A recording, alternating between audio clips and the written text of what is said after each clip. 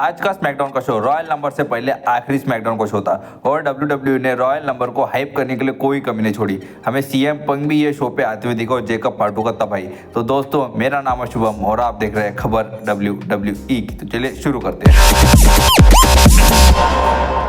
तो भाई, शो की शुरुआत एक इंटरव्यू से होती है। केविन ओवंस का इंटरव्यू लिया जाता है, लेकिन केविन ओवंस आते बोलते हैं, चल भाग साले तेरे को इंटरव्यू दूंगा मैं, तू तो बॉलीगार्ड है।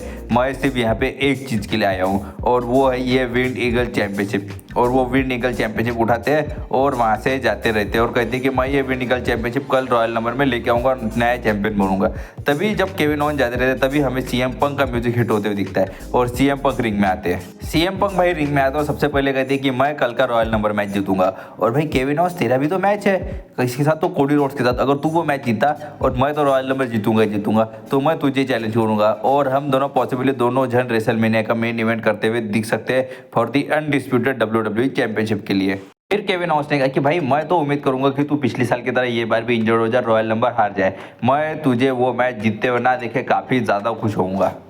और ये सब कहते हुए केविन ओवंस सीएम पंक का मजाक उड़ाते, लेकिन सीएम पंक हमेशा की तरह बैकफायर करते हैं केविन ओवंस के ऊपर। और फिर कहते हैं केविन ओवंस से कि भाई तू भी तो रेसलमेनिया में हार चुका है, तू ही वो बंदा है जो रॉयल नंबर में लगातार 5 साल मैच हारे, यानी 5 बार टाइटल मैच हारे, लगातार 5 साल नहीं 5 बार टाइटल मैच हारा। और ये सुन के केविन ओवंस गुस्सा हो जाते, वो के सीएम पंक के ऊपर अटैक करने जाते हैं, लेकिन सीएम पंक कहते हैं कि ठीक है आजा, अटैक करने चला जा, साले को तेरे को यहीं पता तो यहीं पटक के मारेंगे तुमको। और वो वहाँ पे कोडी रोड भी गुस्से में कहते हैं, पहले उससे तो बच जा, चल आजा, पहले अपन दोनों लड़ लेते। लेकिन केविन ओवंस जा ले जाते वहाँ से बैक स्टेज और कहते चल भाई आजा, मैं तेरे से लड़ूंगा बैन स्टॉक्स। ऐसा वो केविन ओवंस जाते जाते कहते हैं सीएम पंक से। और सीएम पंक हमें स्टेयर करते हुए दिखते हैं केविन ओवंस को, कहते कि साला बच गया, नहीं तो उसको यहीं पटक के मारता था हमेशा की तरह। ठीक, तो अगली मैच हमें देखने को मिलता है जिमी ऊसो वर्सेस हिम, यानी कौन, तो कार्मेल ह्यूज के बीच में। और मैच शुरू होने से पहले जिमी ऊसो अटैक करने जाते हैं कार्मेल ह्यूज के ऊपर, लेकिन वो रोप्स के ऊपर से उन्हें स्टन कर देते हैं। और वहाँ पे NFL का कोई वो फुटबॉलर ने बास्केटबॉलर रहता है, उसके साथ भी पंगे लेते हुए हमें कार्मेल ह्यूज दिखते हैं। और इन दोनों सुपरस्टार का मैच काफ़ी अच्छा होता है। और मेन बात ये मैच में गौर करने वाली थी कि जिमी ऊसो को जिस तरह से फैंस बैक कर रहे, जिस तरह से जिमी ऊसो के चैंट्स लग रहे थे और जिस तरह से यीट के चैंट्स लग रहे थे, WWE करने में कामयाब रही। क्यों? क्योंकि रोमन रेंस काफ़ी फेमस है, जिमी ऊसो काफ़ी फेमस होने वाले हैं। और जे ऊसो को तो आपको पता ही है, उनका मेन इवेंट जे ऊसो का कैरेक्टर काफ़ी ज़्यादा धमाकेदार है।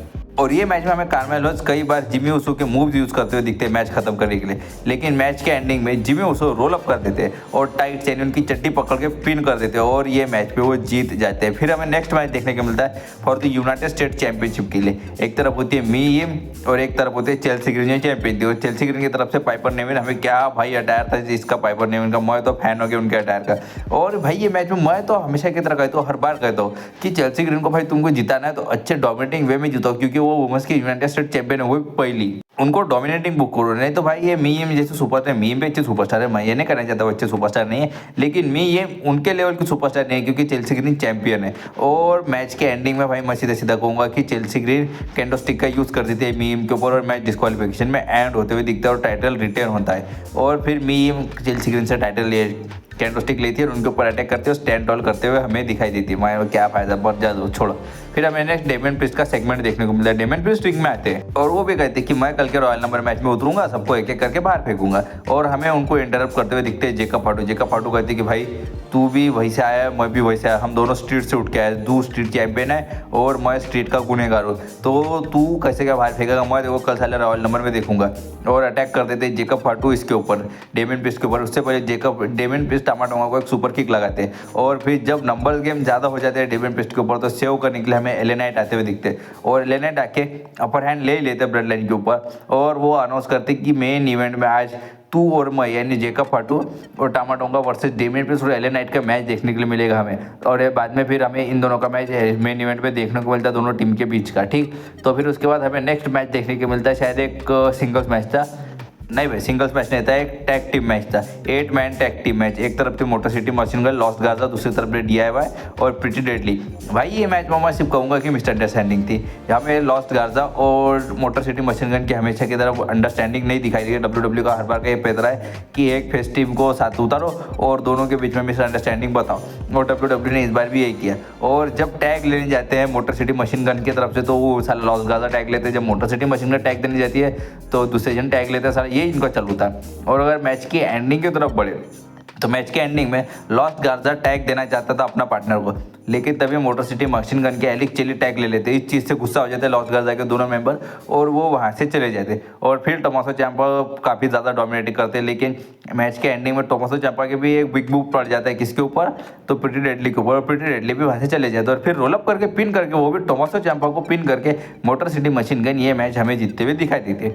ठीक, तो फिर हमें नेक्स्ट कुछ छोटा सा सेगमेंट देखने को, छोटा सा ये इंटरव्यू देखने को मिला। जैसे आपको कहा कि वो साला एनएफएल स्टार है, उसको इंटरव्यू लिया गया 2-4 सेकंड का, 2-4 मिनट दिए गए उसको। ठीक, तो नेक्स्ट मैच हमें देखने के लिए नायोमी वर्सेस लिव मॉर्गन के बीच में, और लिव मॉर्गन की तरफ से थी लकिल रॉड्रिगेज, और ये मैच में उन्होंने इंटरफेयर करने का भी काम किया। और वैसे नायोमी की तरफ से भी उनकी टैग टीम पार्टनर थी, कौन थी, तो उनके तरफ से भी बियांका बेलर थी। और ये चारों के चारों सुपरस्टार ने मैच अच्छा बनाया, दोनों रिंग के अंदर और दोनों रिंग के बाहर। और मैच के एंडिंग की तरफ बढ़े तो रोल अप, ये मैच में भी रोल अप हमें देखने को मिला। रोल अप करके शायद नायोमी ने पिन कर दिया। मैंने ये मैच पूरी तरह नहीं देखा तो इसकी वजह से रोल अप किया कि पिन किया वो नहीं पता, लेकिन रोल अप करके ये मैच नायोमी जीत गई, हम ऐसा पकड़ के चलते। और मैच खत्म होने के बाद जब सेलिब्रेट करती है नायोमी और बियांका बेलर, तभी हमें अटैक देखने को मिलता है राकेल रॉड्रिगेज का। दोनों सुपरस्टार के ऊपर अटैक करती है, एक में के ऊपर रखती है उनको, लिव मॉर्गन को उठाती है, लगाती है पावर बम दोनों के ऊपर और स्टैंड टॉल करते हैं। और इन दोनों के दोनों सुपरस्टार ने स्टेटमेंट दे दिया कि रॉयल नंबर के लेके सालो आओ, रॉयल नंबर में तुमको भी देखेंगे।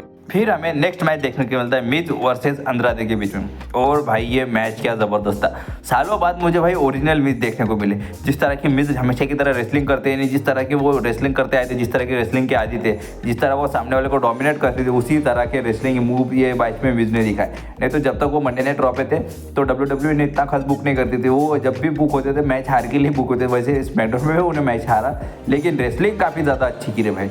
मुझे मैच की रेसलिंग अच्छी लगी, क्योंकि मिज जिस तरह से हिल सुपरस्टार है, जिस तरह से वो अपने हिल टैक्टिक यूज़ करते हैं, इस तरह की हिल रेसलिंग यूज़ करते हैं, वो काफ़ी ज़्यादा अच्छे थे। और मैच के एंडिंग में अंद्रादे ने लगाया अपना फिनिशिंग मूव और मिज को पिन करके ये मैच में वो जीतते हुए दिखाई दे, और उन्होंने साथ ही साथ अपना रॉयल नंबर में एंट्री का स्टेटस भी कंफर्म करते हुए दिखे।